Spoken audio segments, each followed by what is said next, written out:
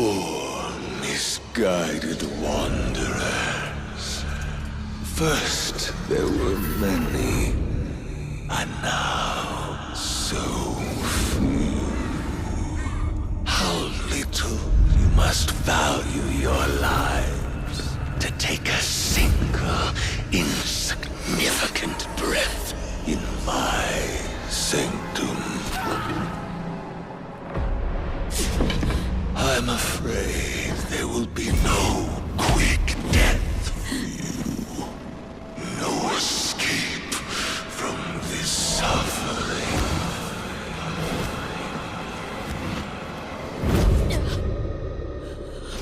I shall draw out your ending as I see fit.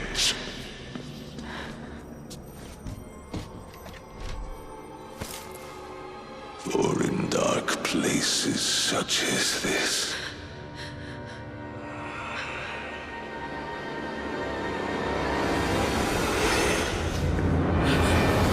one must keep themselves entertained.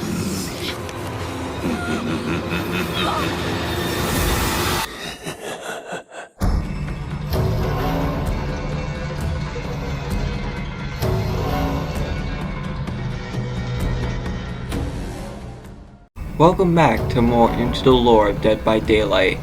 Today we will be looking at the latest addition to the Entity's Cat and Mouse game, as the Entity brought in a very unique setting. Dungeons and Dragons, with the new killer, Vecna, or aka the Lich, and its new survivors, Aishri and Braemar, or better known as the Troop. But as always, with this edition, they come with a new map. The new map, Forgotten Ruins, Associated Realm, the Decimated Borgo. Pulled from the memories of alchemists, warriors, storytellers, and criminals, the Forgotten Ruins is an amalgamation of hidden knowledge and dark secrets. How many have wandered this dead terrain, unaware of what lurked beneath their feet? And how many more ventured down to the bottom of the decaying staircase, only to succumb to what awaited them? All these and more may be answered as we delve in to the latest edition of Dead by Daylight. Aishri Yazar and Braemar Uraz. The Troop. Aishri and Braemar arrived in the free city of Greyhawk to trade songs and stories with the locals, but what the bards learned during their visit would set them on their final adventure. According to the locals and travelers alike, a new magic unlike any other was spreading across the land. The forces of evil were disappearing from every corner of the land, leaving no trace of their malevolence. There was much rejoicing throughout Greyhawk, but Aishri and Braemar felt differently. A bard's purpose in life was to celebrate triumph over adversaries. A world without evil would be a world with no new songs to sing. Aishri knew what she had to do. She scoped out the taverns and back alleys of the city, looking for adventurers willing to help her and Braemar find the source of this new, strange magic. Many turned her down. Why would she want evil to return to the land? But using her wit and charisma, Aishri was able to inspire enough townsfolk to join her in restoring the balance between good and evil. Together, this ragtag troop of adventurers traveled through swamplands and under mountains. They were driven out of towns by those who believed the troop was secretly in league with the evil that had been eradicated, and every so often folks would be kind enough to provide food, shelter, and most importantly, information. Braemar eagerly wrote down every clue and rumor they heard, and concluded that the source of this strange magic must lie near the kingdom of Keolen, where people spoke of an ancient tower emerging from the ruins, being instantly rebuilt bigger and stronger than it was before. Their suspicions were confirmed as the troop made their way south. Villagers spoke of the tower and its lord in hushed tones. Aishri knew the place by his reputation. They were traveling to the Rotted Tower, stronghold of the Arch-Lich, Vecna. As they drew closer and closer to the Rotted Tower, the troop could feel evil magic in the air. They steeled themselves for a fight with Vecna, but were shocked to find the Rotted Tower was completely empty. They made their way up to the spiral staircase, passing window after window of shattered stained glass, until they reached the top of the tower. Amidst the debris, Ishri found a hastily written scroll. Braemar was eager to show off his proficiency in Arcana. He studied the scroll and realized the words were in an incantation written phonetically. As he sang the words aloud, the tower began to rumble.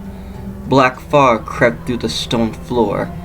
Ishri stopped Braemar from his recantation, but it was too late. The fog took hold of the adventurers, and within moments, they were gone. Ishri and fellow bard Braemar and their troop never backed down from any adventure. Their personal perks, Mirrored Illusion, Bardic Inspiration, and Still Sight allowed them to create illusions, help others repair generators quicker, and see nearby generator totems and chests. Bardic Inspiration. It's time to give your audience a show. Will you bring the house down, or will you choke? Press the active ability button while standing and motionless to enter the performance interaction that lasts up to 15 seconds and empowers other survivors within 16 meters of your location. The empowering effect depends on the result of you rolling a d20 and lasts for 90 seconds after completing the performance. If you roll a 1, you scream, but without notifying the killer. If you roll a 2 or a 10, skill checks grant 1% progression. If you roll a 11 or 19, skill checks grant 2% progression. And if you roll a 20, skill checks grant 3% progression. Bardic Inspiration has a cooldown of 90 seconds after completing the performance or canceling it. Listen closely. I'm about to save your life. Mirrored Illusion. A familiar spell made unfamiliar in this corrupted landscape. After repairing a generator for a total of 50%, Mirrored Illusion activates. Press the active ability button when next to enter a chest, execute generator, or totem to spawn a static illusion that lasts for 120 seconds. Mirror Illusion deactivates after triggering it successfully. Just stay there. Perfect. Still Sight. A clear mind and calm temperament will always find the means of their escape. After standing still for 4 seconds, Still Sight activates. The auras of the killer, as well as any chests and generators within 24 meters of your location, are revealed to you until you start moving again. Breathe in, breathe out. Now, open your eyes. They say bards are insane, and from speaking from experience, and from Ishri and Braemar, they be right. But the story doesn't end here. No. Because as always, with this new chapter, it comes with a killer. Vecna, the Lich, the Whispered One, Lord of the Rotted Tower, the Master of Secrets. Few dare speak his true name for fear that he may hear, or worse. Even as a young wizard, Vecna's command of magic was matched by none. While others spent decades committing to and perfecting one school of magic, he effortlessly mastered each one of them. After his mother's execution for witchcraft, his focus became obsession as he poured the most of his studies into the darkest school of magic, necromancy, the magic of life and death. As his power grew, so did his ambition. Over the centuries, he shed his mortal shell and ascended to lichdom. His power gave rise to a great empire, ruled over from his rotted tower. His thirst for dark knowledge to fill his book of vile darkness led him to many realms and planes. But it was in his own realm one of his servants found something. A spell, perhaps, torn from an ancient tome, written in a language he had never seen. From it, he could sense an incredible dark energy. Without any document of the language, he had to spend months painstakingly analyzing its syntax, its phonetics, its form. He documented every stroke of every letter, scrutinizing and theorizing on their meanings. In a massive book hidden in his chambers, when his lieutenants came to him with problems in their domain, Vecna told them to deal with it themselves. He had more important matters to attend to. Countless nights were spent memorizing the strange script, attempting to make it make sense. Only occasionally would he leave his keep to investigate rumors of people who had disappeared without a trace in the night. At these scenes, he could sense the same foreign magic that emitted from the torn page. He was convinced that whatever was killing these people had also written the strange script. He was confounded, which made him furious. The scenes, few and far between, had no pattern, no common motive, no sign of struggle, no body, and only a lingering hum of dark energy. To what end did they need these bodies? One dark night, he had a breakthrough. A word he had been interpreting as dying made more sense as disappearing. Perhaps these people were not being killed at all. Perhaps they were being taken alive. He applies this substitution through his note and everything seemed to fall into place. He copied what he had learned to a fresh piece of parchment. Written phonetically, he began to speak the words aloud, and the room darkened. It filled with a creeping black fog.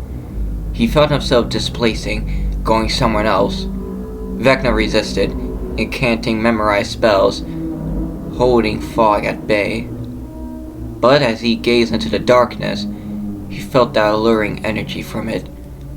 A despair, an evil he could scarcely imagine.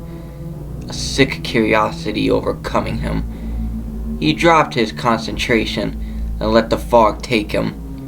Whatever it was, wherever it was, he understood that the only way to harness it was to submit to it. He knew, in his cold, unbeating heart, that its dark secrets would one day be his. Few dare speak the Lich's true name, for fear that he may hear, or worse, his personal perks, Weave of Atonement, Lengao Touch, and Dark Arrogance, allow him to exploit used items, exhaust those who disturb the crows, and increase his vaulting speed.